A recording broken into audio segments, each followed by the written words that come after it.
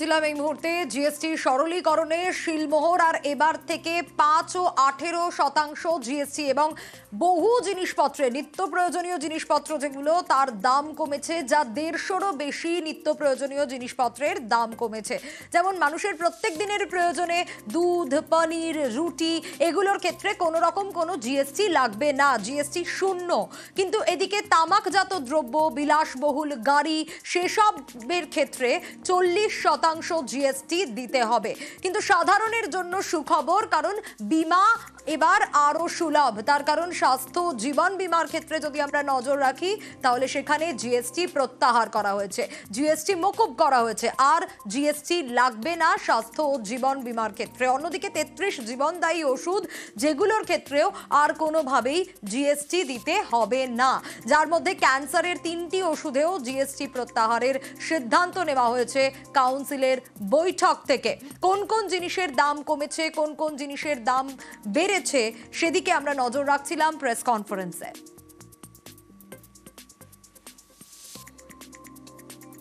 Insurance services from 18% currently, exemption of GST on all individual life insurance policies, whether term life, ULIP or endowment policies, and reinsurance thereof, to make insurance affordable for common man and increase the insurance coverage in the country. Exemption of GST on all individual health insurance policies, including family floater policies and policies for senior citizens, and reinsurance thereof to make insurance affordable for the common man and increase the insurance coverage in the country. 33 life-saving drugs and medicines, and they all come down from 12 to 0. From 5 to 0 and 3 life-saving drugs and medicines used for treatment of cancer, rare diseases, and other severe chronic diseases. Diagnostic kits, reagents, blood glucose monitoring system, all of them are coming to 5%. আর এই বিষয়ে আরো detail update নেব, মৈত্রেয়ী রয়েছে আমার সঙ্গে। মৈত্রেয়ী, একেবারে দেখো, আজকে দীর্ঘক্ষণের এই জিএসটি কাউন্সিলের বৈঠক, এবং সেই জিএসটি কাউন্সিলের বৈঠক থেকে যে মূল যে রিফর্মসের কথা প্রধানমন্ত্রী নরেন্দ্র মোদী জানিয়েছিলেন সেই বিষয়ে কিন্তু চূড়ান্ত শিলমোহর পড়েছে। অর্থাৎ যে আলাদা আলাদা যে স্ল্যাব ছিল 5%, 12%, 18% এবং 28% জিএসটির, এই সবটা রিফর্মস হয়ে মাত্র দুটি স্ল্যাব মূলত মধ্যবিত্তের জন্য রইল 5% এবং 18%। এর পাশাপাশি একটি বিশেষ 3 গুচ্ছের ওপর একটি জিএসটি লাগু করা হচ্ছে, যেখানে স্পেশাল রেট অর্থাৎ 40% রেট যেখানে লাগু করা হচ্ছে, কিন্তু সেগুলো সবকিছু হাই এন্ড কার, হেলিকপ্টার বা সেক্ষেত্রে ব্যক্তিগত ব্যবহারের হেলিকপ্টার, সিগারেটজাত দ্রব্য, তামাকজাত দ্রব্যের ওপর, অর্থাৎ যেগুলোকে সিলিং গুডস হিসেবে ধরা হয় সেই সমস্তের ওপর 40% জিএসটি লাগু হবে। একবার যদি আমরা দেখি যে একাধিক ক্ষেত্রে মধ্যবিত্তের কথা ভেবে এবং একেবারে কৃষকদের কথা ভেবে এবং ব্যবসায়ীদের কথা ভেবে কিন্তু সিদ্ধান্ত নেওয়া হয়েছে। জিএসটি প্রত্যাহার করা হয়েছে 33টি জীবনদায়ী ওষুধ, ক্যান্সার এবং ক্রনিক ডিজিজের একাধিক ওষুধের থেকে। জিএসটি সরানো হয়েছে, একেবারে সম্পূর্ণভাবে প্রত্যাহার করা হয়েছে পনির, দুধ, ছানা এবং ইন্ডিয়ান ব্রেড অর্থাৎ ভারতীয় তৈরি সমস্ত রুটির ওপর থেকে। এছাড়া সাধারণ মানুষের প্রত্যেক দিনের যে ব্যবহারের জিনিস অর্থাৎ মাথার তেল, সাবান, বাইসাইকেল, রান্নাঘরের সরঞ্জাম, সেখান থেকে নোনতার খাওয়ার, ব্রেকফাস্টের উপাদান, সেই সমস্ত ক্ষেত্রে কিন্তু জিএসটি 18 এবং 12% থেকে কমে 5% করা হয়েছে। এসি, টিভি, ডিশওয়াশারের মতো যে প্রয়োজনীয় জিনিসপত্র, বাইকের 350 সিসির নিচে যে বাইক রয়েছে সেগুলোর জিএসটি কমানো হয়েছে 18% থেকে 18%। হ্যান্ডিক্রাফট প্রোডাক্টের জিএসটি কমানো হয়েছে, এবং কৃষকদের জন্য বায়োপেস্টিসাইড, ট্রাক্টর, চাষের একাধিক সরঞ্জামের জিএসটি কমিয়ে 5% করা হয়েছে।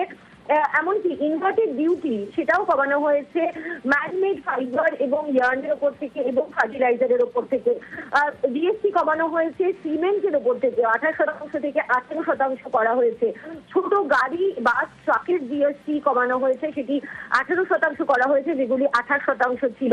ফলে একটা ব্যাপক জায়গায় কিন্তু বৃহত্তর ক্ষেত্রে এই জিএসটি লাগু হয়েছে এবং ব্যাপক কাট করা হয়েছে জিএসটি একেবারে মধ্যবিত্তর কথা মাথায় রেখে, এবং যেটা কেন্দ্রীয় অর্থমন্ত্রী এবং তথা জিএসটি কাউন্সিলের চেয়ারম্যান নির্মলা সীতারামন জানালেন যে 22শে সেপ্টেম্বর থেকে এই নয়া জিএসটি লাগু হবে, অর্থাৎ নবরাত্রির যে প্রথম দিন সেই দিন থেকেই কিন্তু জিএসটির এই নতুন রিফর্মস লাগু হয়ে যাবে।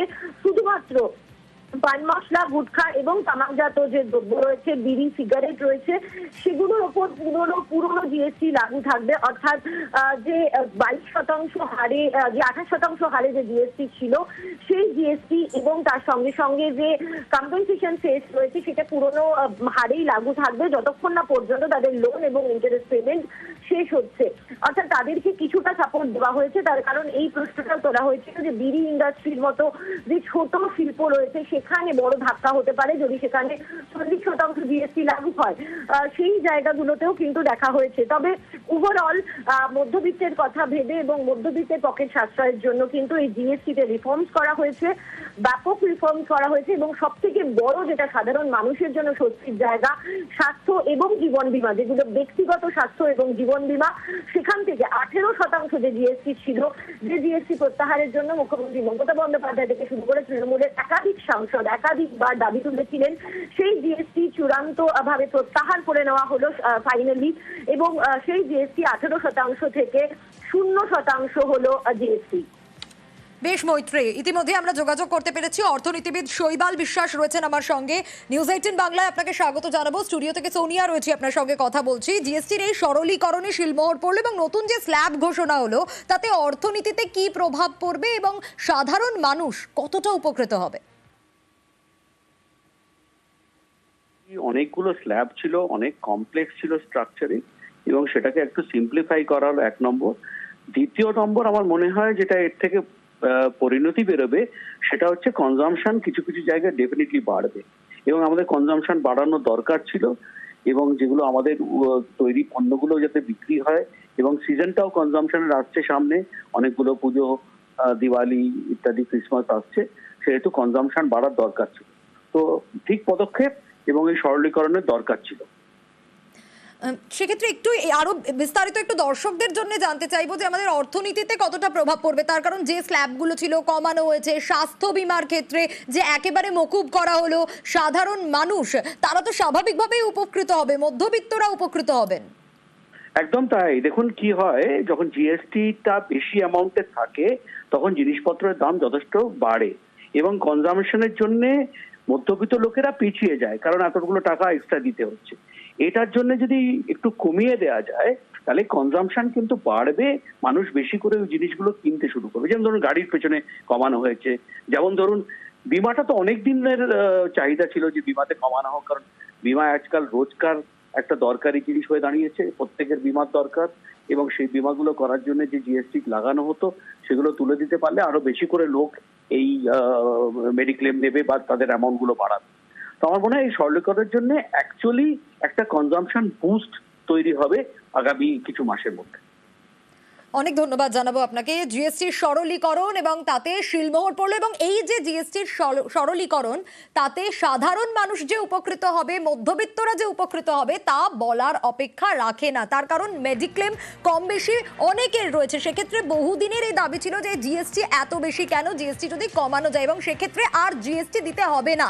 ব্যক্তিগত স্বাস্থ্য বীমা যেগুলো রয়েছে সেগুলোর ক্ষেত্রে কোনো রকম ভাবে কোনো জিএসটি লাগবে না, জিএসটি মকুব করা হলো, জিএসটি উঠে গেল। এছাড়াও 33 জীবনদায়ী ওষুধ রয়েছে যেগুলোর জন্য কোনো রকম কোনো জিএসটি লাগবে না।